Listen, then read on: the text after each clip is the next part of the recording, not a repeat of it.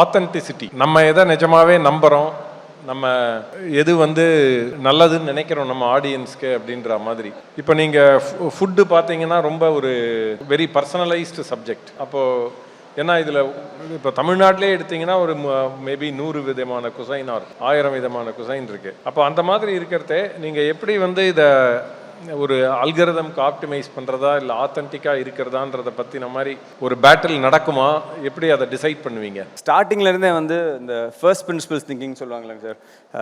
நீ ஒன்று இருக்கிறது தான் அப்படியே பண்ணுன்ட்டு இல்லை, you can break it down and you can think பார்க்குறவங்களுக்கு என்ன வேணும் அப்படின்னு யோசிக்கும்போது பார்த்தீங்கன்னா, இன்றைக்கி வரைக்கும் நான் அட்லீஸ்ட் ரொம்ப பெருமையாக சொல்லிக்குவேன், நான் பர்சனலாக அட்லீஸ்ட் சமைச்ச வீடியோஸ்லேயே ஆகட்டும், ஒரு மார்க்கெட்டிங் பண்ணுற விஷயத்துலேயே ஆகட்டும், எதுவுமே இன்னொருத்தவங்க பண்ணதை அப்படியே பண்ணணும்னு நினச்சதே இல்லை. இன்னொருத்தவங்க பண்ணதை நம்மளும் ரெப்ளிகேட் பண்ணால் அது வைரல் ஆகும் அப்படின்னு நினச்சதே இல்லை.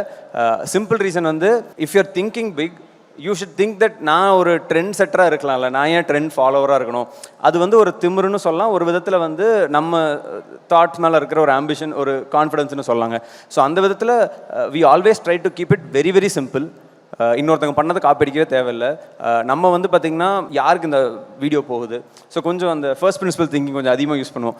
பார்க்குறவங்க எதுக்காக பார்க்குறாங்க, பார்க்கும்போது என்ன எமோஷ்னல் க்யூஸ் இருக்குது, அதை எப்படி ஆம்ப்ளிஃபை பண்ணலாம், அது எப்படி ஒரு ஃப்ரேம் ஒர்க்காக யோசிச்சா இந்தந்த கண்டென்ட் பில்லர்ஸ் இருக்கும், இது கீழே இந்தந்த ஐடியாஸ் போடலாம், இதில் ஒர்க் ஆகிறத டபுள் டவுன் பண்ணலாம், ஒர்க் ஆகிறத அப்படியே கட் டவுன் பண்ணிவிட்டு ஒர்க் ஆகிறத பண்ணலாம். ஸோ அந்த கண்டென்ட் கிரியேஷனே பார்த்திங்கன்னா ஒரு விதத்தில் எங்கள் டீம் ஆகட்டும் நான் ஆகட்டும் ஒரு லக் பேஸ்டாக மாற்றாமல் பார்த்திங்கன்னா ஒரு ஃப்ரேம் ஒர்க் பேஸ்டாக மாற்றணும்னு ஆசைப்பட்றோம், படுறோம்.